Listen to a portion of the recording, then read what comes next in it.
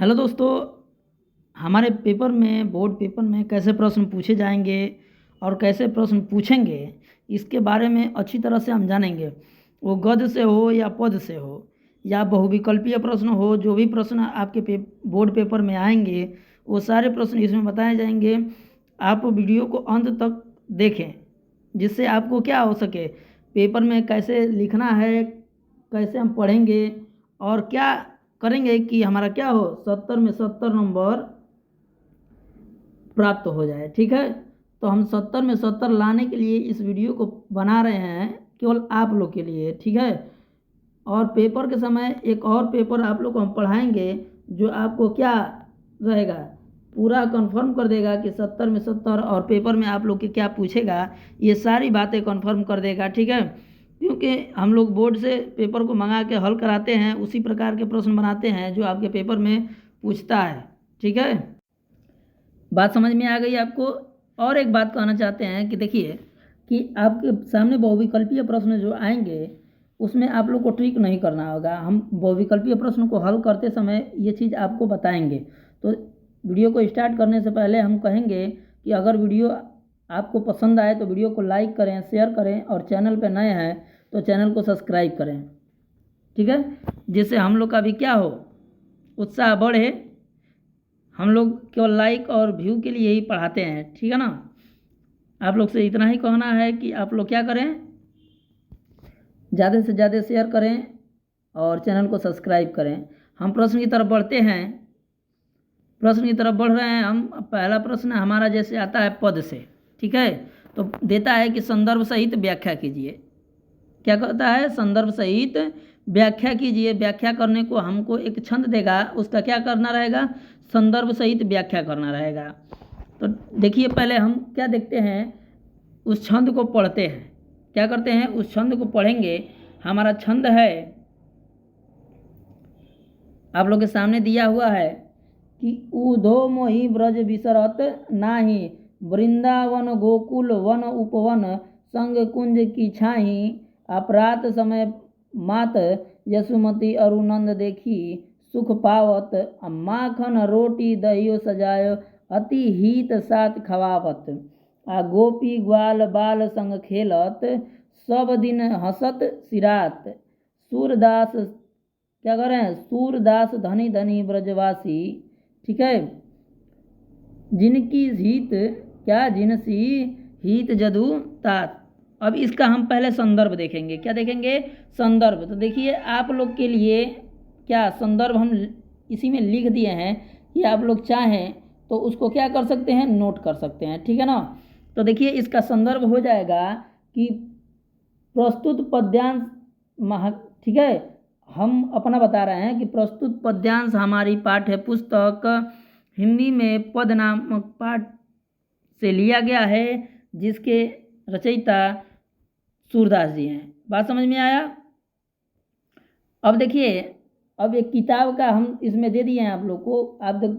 आप लोग देख सकते हैं कि प्रस्तुत पद्यांश महाकवि सूरदास जी द्वारा रचित सूरसागर महाकाव्य में हमारी पाठ्य पुस्तक हिंदी में के खंड काव्य में संकलित पद शीर्षक के उद्धृत है। ठीक है ना, क्या है, पद शीर्षक से उद्धृत है। ये किताब का संदर्भ है। हम अपना बताए हैं, जो सुन लीजिए क्या, कि प्रस्तुत पद्यांश हमारी पाठ्य पुस्तक हिंदी में पद नामक पाठ से लिया गया है, जिसके रचयिता सूरदास जी हैं। बात समझ में आया, ये इसका संदर्भ हो गया। उम्मीद करते हैं कि संदर्भ आप लोग को समझ में आया होगा। और अब देखिए, अब इसका क्या करते हैं, हम लोग व्याख्या करते हैं। ठीक है ना, क्या करेंगे, व्याख्या करेंगे। और व्याख्या में हम लोग बहुत अच्छी तरह से इसको देखेंगे, ध्यान से पढ़ेंगे, तो आप लोग इसको पूरा देखिएगा। दे रहा है ना कि उधो मोहि ब्रज बिसरत नाही। कहने का मतलब यह है कि जिस समय श्री कृष्ण द्वारिका चले गए हैं और उधो जी से बता रहे हैं कि हे उधो, मुझे भुलाए से भी क्या, मैं भुलाना भी चाहता हूँ, अगर ब्रज को तो नहीं भुला पा रहा हूँ। क्या, ब्रज को भुलाना भी चाहता हूँ तो मैं नहीं भुला पा रहा हूँ चाह कर भी।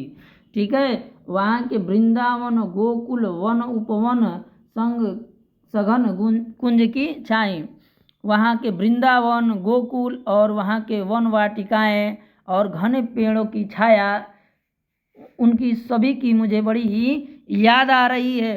बात समझ गए? आगे बढ़ते हैं। दे रहा है कि प्रात समय मात यशुमती अरु नंद देखी सुख पावत। कहने का मतलब यह है कि सुबह होते ही, क्या सुबह होते ही माता यशोदा और नंद बाबा को देखकर मुझे बहुत ही सुख की अनुभूति होती थी। ठीक है, बात समझ में आ गया? अब आगे देखते हैं। आगे दे रहा है कि माखन रोटी दहियो सजायो अति हित साथ खवावत। कहने का मतलब यह है कि माखन रोटी दही सजाकर क्या माता यशोदा अपने हाथों से बड़ी प्रेम से मुझे खिलाती थी। ठीक है ना? आगे देखिए, दे रहा है कि गोपी ग्वाल बाल संग खेलत सब दिन हसत सिरात। कहने का मतलब यह है कि गोपी और ग्वाल बालों के साथ सारा दिन खेलते और खाते हुए ऐसे बीत जाता था, माने खुशी से बीतता था। कहने का मतलब यह है कि हंसते हुए बीतता कि मतलब खुशी से बीत जाता था। ठीक है, पता ही नहीं चलता था कब व्यतीत हो गया। बात को समझ में आया?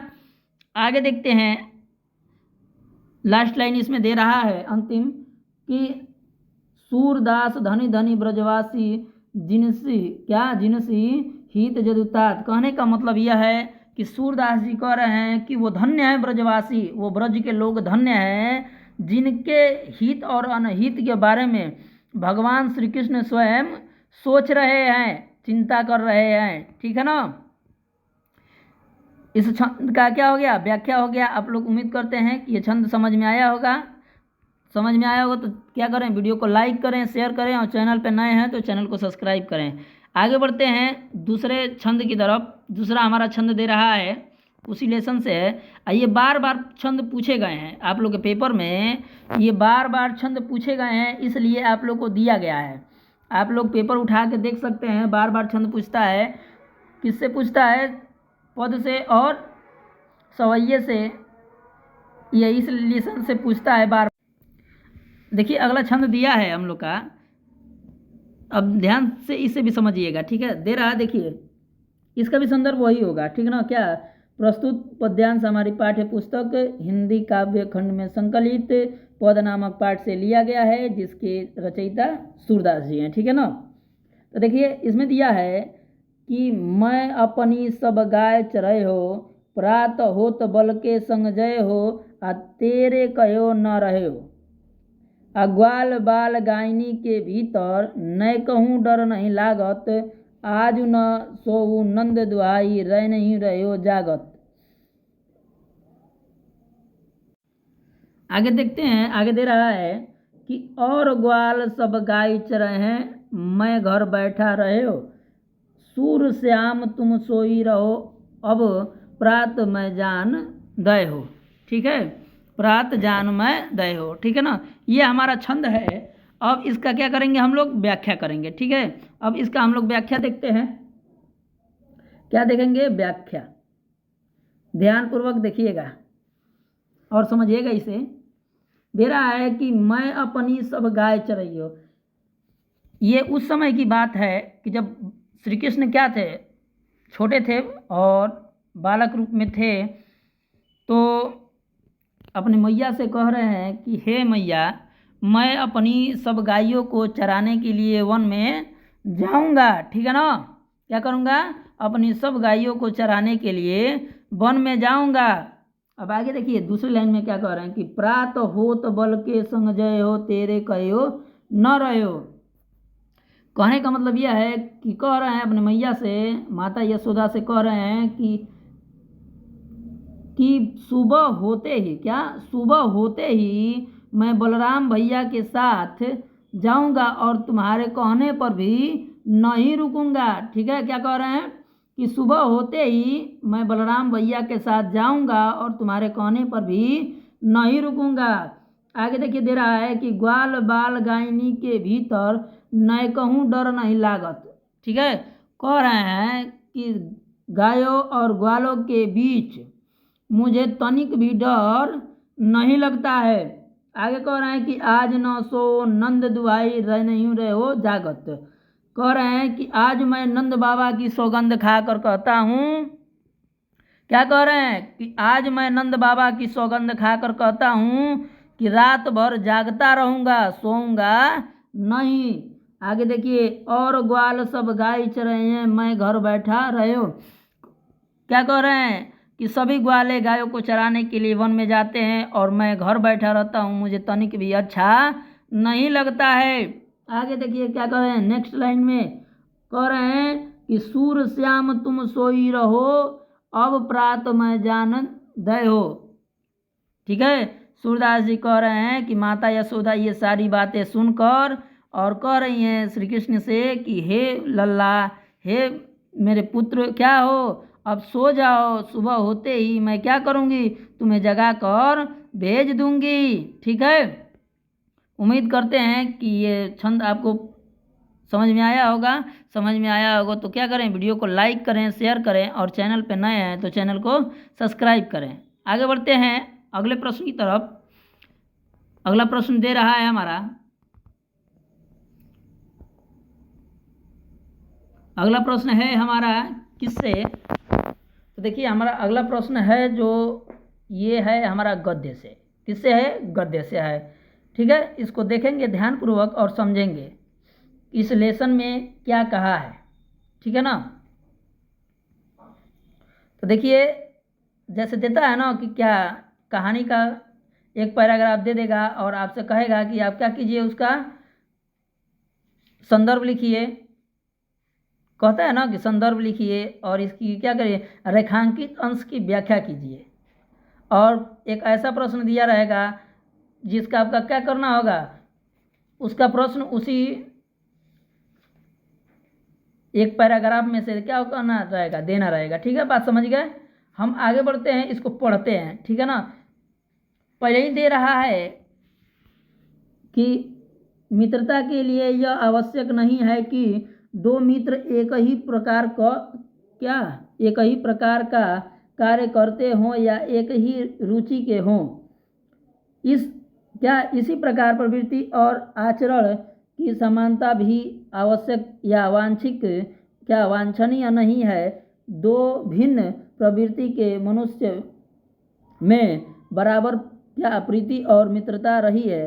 राम धीर और शांत प्रवृत्ति के थे, लक्ष्मण उग्र और उद्धृत स्वभाव के थे।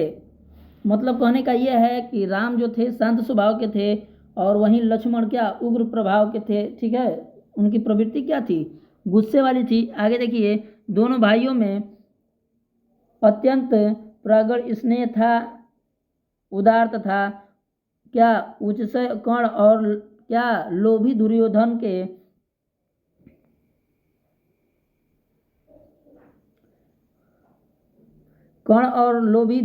के स्वभाव में कुछ विशेष समानता न थी, पर उन दोनों में मित्रता खूब निभी। ठीक है, देखिए कहने का मतलब यह है कि कर्ण और दुर्योधन अलग अलग स्वभाव के थे। ठीक है, फिर भी उन लोगों में घनिष्ठ मित्रता थी। यही बात इसमें समझा रहा है। अब देखिए पहला हमारा प्रश्न दे रहा है कि प्रस्तुत अवतरण का संदर्भ लिखिए। तो देखिए कुछ नहीं, जैसे हम पद का संदर्भ बताए हैं उसी तरह ठीक इसका भी होगा। क्या बदल जाएगा, गद्य की जगह पद हो जाएगा। जो लेसन का नाम है, लेसन का नाम बदल जाएगा, पाठ का जो नाम है वो बदल जाएगा और लेखक हो जाएंगे। कवि की जगह क्या हो जाएंगे, लेखक हो जाएंगे। ठीक है ना, बस इतना ही का अंतर होता है और कुछ नहीं है। तो देखिए इसका संदर्भ हम देखेंगे। इसका संदर्भ होगा हमारा,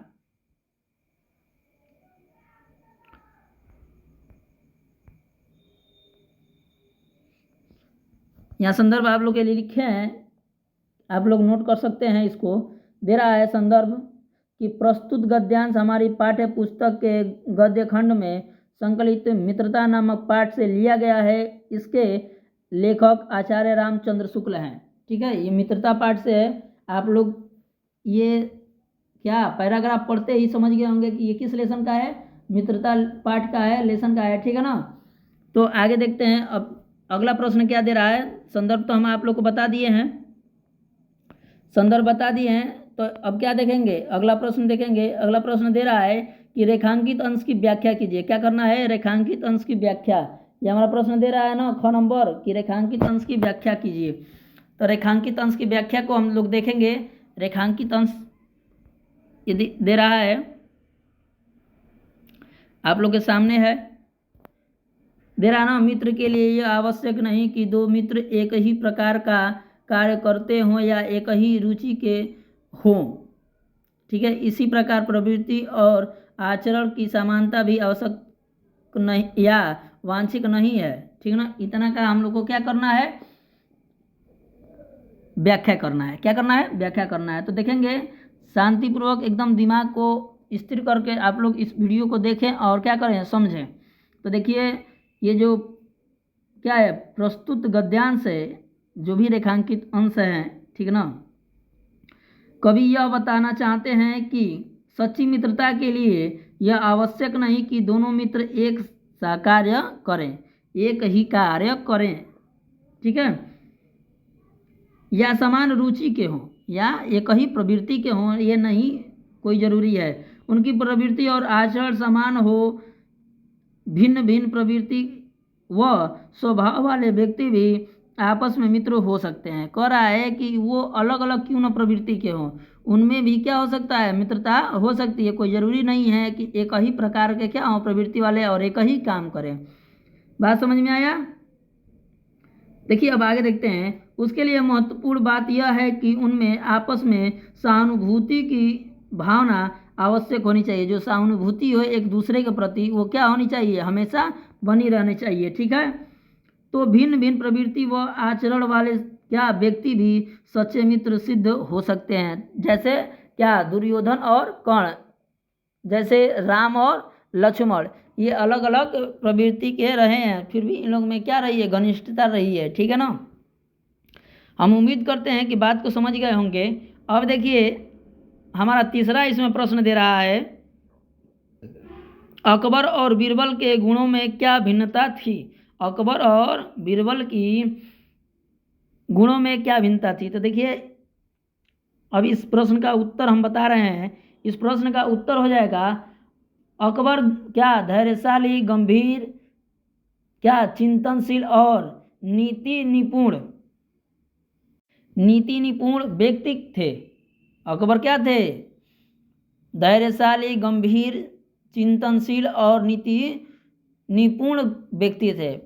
जबकि बीरबल प्रसन्नचित्त और चंचल स्वभाव के थे। दोनों के गुणों की यही भिन्नता थी, ठीक है, फिर भी क्या थे, मित्र थे, ठीक है ना।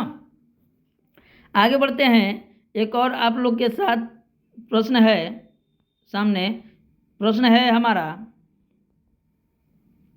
वही जो क्या गद्य से पूछता है। 3 प्रश्न पूछेंगे आप लोग को, 6 नंबर का है ये। आपको अभी हम बहुविकल्पीय प्रश्न बताएंगे इसके बाद, तो वीडियो में अंत तक बने रहें। देखिए अब दिया है क्या, एक पैराग्राफ कि क्या अश्वारोही पास आया, ममता के रुक कर कहा, मैं नहीं जानती कि वह शहंशाह था या साधारण मुगल, पर एक दिन इसी झोपड़ी के नीचे वह रहा। मैंने सुना था कि वह मेरा घर क्या बनवाने की आज्ञा दे चुका था। मैं आगे कह रहा है कि मैं आजीवन अपनी झोपड़ी खो जाने के डर से भयभीत रही। भगवान ने आगे दे रहा है, भगवान ने सुन लिया। मैं आज इसे छोड़ जाती हूँ। अब तुम इसका मकान बनाओ या महल, मैं अपनी क्या चिर विश्राम गृह में जाती हूँ, ठीक है ना। ये हमारा क्या है, एक पैराग्राफ है। और हमारा पहला प्रश्न है कि उपयुक्त गद्यांश का संदर्भ लिखिए, ठीक है। जैसे पिछले का संदर्भ था, केवल क्या बदल जाएगा, लेखक का नाम बदल जाएगा। जैसे उसमें आचार्य रामचंद्र शुक्ल थे, तो अब हमको बताना है कि इसके लेखक कौन है, क्या ममता के लेखक कौन है। तो देखिए ममता के लेखक जयशंकर प्रसाद है, ये बात को ध्यान रखिएगा, ठीक है। इसके लेखक कौन है? जयशंकर प्रसाद जी हैं। तो इसका संदर्भ हम जानेंगे, तो इसका संदर्भ हो जाएगा हमारा कि प्रस्तुत क्या गद्यांश हमारी पाठ्य पुस्तक हिंदी में ममता नामक पाठ से लिया गया है, जिसके लेखक जयशंकर प्रसाद जी हैं। पहला प्रश्न का आंसर हो गया, 2 नंबर कन्फर्म। आगे बढ़ते हैं दूसरे प्रश्न की तरफ। कह रहा है गद्यांश के क्या रेखांकित अंश की व्याख्या कीजिए। हम लोग को क्या करना है? जो रेखांकित अंश दिया है उसकी व्याख्या करना है, ठीक है। क्या करना है? जो रेखांकित अंश दिया है उसकी व्याख्या करना है। अब देखिए रेखांकित अंश की व्याख्या करते हैं हम, ध्यान से सुनिएगा आप लोग, ठीक है ना। ये जो भी रेखांकित अंश हैं उसकी व्याख्या करेंगे। देखिए प्रसाद जी कह रहे हैं, कौन? जयशंकर प्रसाद जी कह रहे हैं क्या मरणासन पड़ी ममता ने अश्वारोही क्या अश्वारोही सैनिक को अपने पास बुलाया और कहा। किसने बुलाया? वो बूढ़ी औरत ने किसको? जो सैनिक था उसको अपने पास बुलाया और कहा कि किसी समय इस झोपड़ी में रात बिताने वाले व्यक्ति ने एक सैनिक को यह घर बनवाने के लिए कहा था। मैं इस झोपड़ी को खोने के भय से पूरी जिंदगी डरती रही, क्योंकि इस झोपड़ी के लिए, ठीक है, इस झोपड़ी के साथ उनके जीवन की बड़ी बड़ी क्या बहुत बड़ी सी यादें जुड़ी हुई थी। मैं जब तक जिंदा रही तब तक ईश्वर ने इसे बचाए रखने में मेरी प्रार्थना सुन ली। अब मैं यह दुनिया छोड़कर जा रही हूँ। अब तुम चाहें तो क्या कर सको? ये मकान बनवा सकते हो, ठीक है। और क्या की? वो बुढ़िया मृत्यु के गोद में सो गई, ठीक है, जहाँ मुझे अंतकाल तक विश्राम मिलेगा। देखिए वो बुढ़िया कहकर ये चली गई कि मैं अब विश्राम घर में जा रही हूँ, अब हमेशा के लिए मैं विश्राम करूँगी। उसका समय पूर्ण हो गया था, ठीक है। कहने का मतलब इस पूरे एक पैराग्राफ में यही था कि एक बुढ़िया थी, एक औरत, जो एक घोड़े पर सवार सैनिक आया था, उसमें क्या रहने के लिए नहीं, उसके मकान को बनाने के लिए जो झोपड़ी था उसको बुलाकर कही कि एक राजा आया था, रहा और क्या कह कर गया था कि मैं क्या करूँगा? इसको महल बनाऊँगा। तो मैं जीवन भर डरती रही, अपने आजीवन जब तक जी, कि मेरी झोपड़ी को कोई तोड़ ना दे और इसे महल ना बना दे। अब मैं क्या मर रही हूँ और क्या करें इसे? अब कुछ भी कर सकते हैं लोग, ठीक है। वो क्या कहते कर, वो मौत के गोद में सोने के लिए चली गई। अब आगे बढ़ते हैं। हम उम्मीद करते हैं कि आप लोग को ये बात समझ में आई होगी। आगे बढ़ते हैं। तीसरा नंबर हमारा प्रश्न दे रहा है इसमें कि वह आजीवन क्यों भयभीत रही। तो ये अभी हम बताए हैं कि वो आजीवन इसलिए भयभीत रही क्योंकि पता नहीं कब उसकी झोपड़ी गिरकर महल बन जाए, ठीक है ना। कब वो राजा सैनिकों को भेज दे क्या इस झोपड़ी को गिराने के लिए और बनवाने के लिए, ठीक है ना, महल। बात समझ में आया? आगे बढ़ते हैं पहले प्रश्न की तरफ। पहला हमारा प्रश्न दे रहा है, ठीक है ना, ध्यानपूर्वक आप लोग देखेंगे इसको।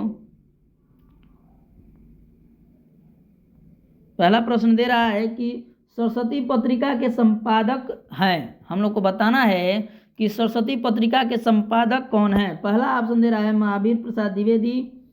पहला क्या ऑप्शन दे रहा है? महावीर प्रसाद द्विवेदी। दूसरा ऑप्शन जयशंकर प्रसाद। तीसरा विष्णु प्रभाकर।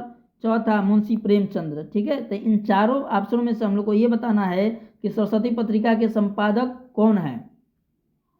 तो देखिए जो भी इसमें लेखक दिए गए हैं उनके 1 या 2 रचनाओं के नाम हम बताएंगे आप लोग को, कि जिससे अन्य भी प्रश्न आपसे पूछे तो आप क्या कर सकते हैं, उसे बता सकते हैं, ठीक है ना। तो देखिए जैसे क्या है, महावीर प्रसाद द्विवेदी हैं, तो महावीर प्रसाद द्विवेदी की क्या है, रसज्ञ रंजन साहित्य शिखर, ये इनकी रचना है। उसके बाद जयशंकर प्रसाद की बात करें, कामायनी, झरना, आंसू, लहर, ये इनकी रचना है। विष्णु प्रभाकर की बात करें, यात्रा वृत्तांत, उसके बाद ज्योति पूंजी, ये इनकी रचना है। उसके बाद मुंशी प्रेमचंद्र की बात करें तो सेवा सदन, प्रेमाश्रम, रंगभूमि, निर्मला, गबन, ये इनकी रचनाएं हैं। किसकी?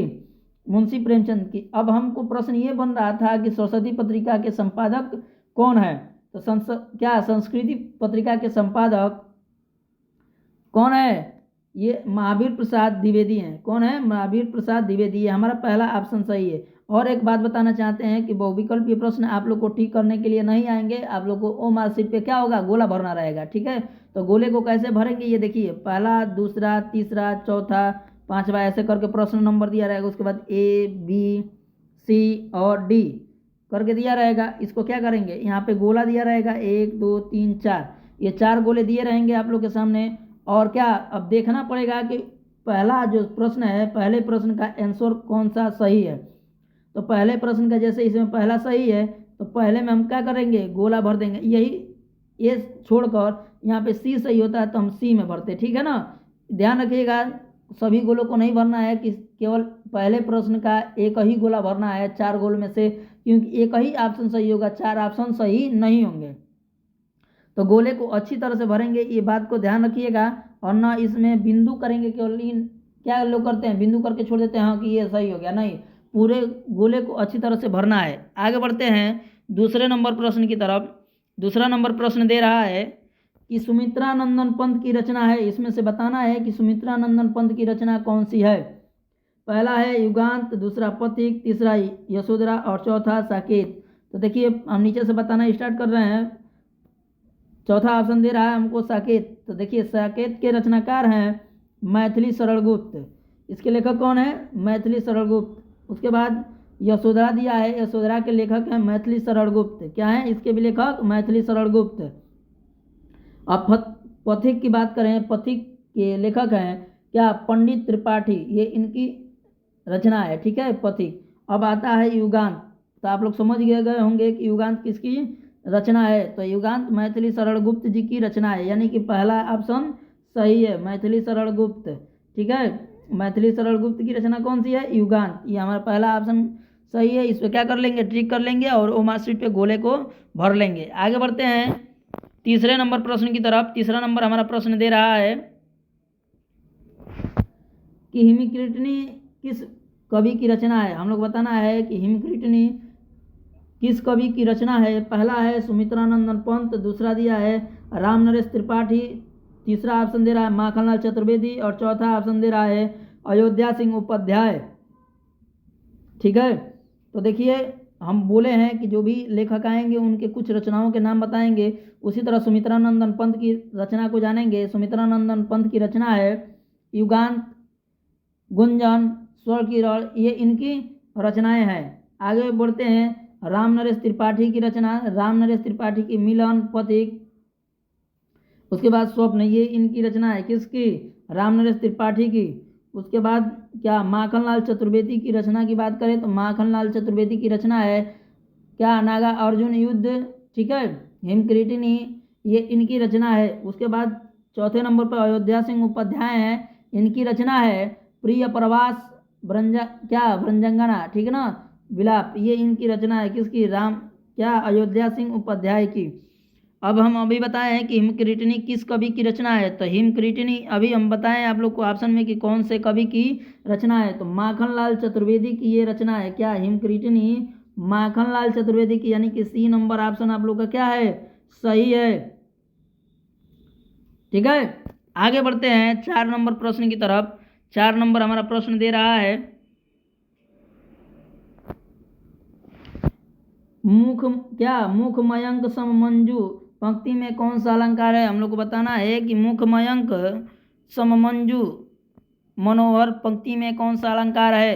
पहला ऑप्शन दे रहा है क्या, उपमा अलंकार, दूसरा दे रहा है अलंकार, तीसरा ऑप्शन दे रहा है रूपक अलंकार और चौथा अनुप्रास अलंकार। तो इन चारों ऑप्शनों में से बताइए कि कौन सा ऑप्शन सही है, कौन सा इसमें अलंकार होगा।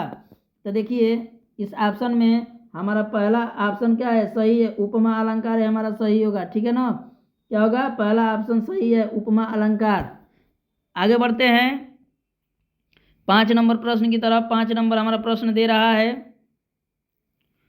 5 नंबर प्रश्न दे रहा है कि हल्दी शब्द का तत्सम बताना है। क्या बताना है, हल्दी शब्द का तत्सम रूप। पहला ऑप्शन दे रहा है हरदी, दूसरा दे रहा है हरिद्रा, तीसरा दे रहा है हलिद्का और चौथा ऑप्शन दे रहा है क्या, हरिद्रका। ठीक है ना। हमको बताना है कि इसमें से कौन सा ऑप्शन सही है, कि हल्दी का तत्सम रूप सही है। ठीक है, आप लोग बताइए कि कौन सा इसमें से ऑप्शन सही है। तो देखिए हल्दी का अगर तत्सम रूप कहें तो हल्दी का तत्सम रूप होता है हरिद्रा। क्या होता है, हरिद्रा।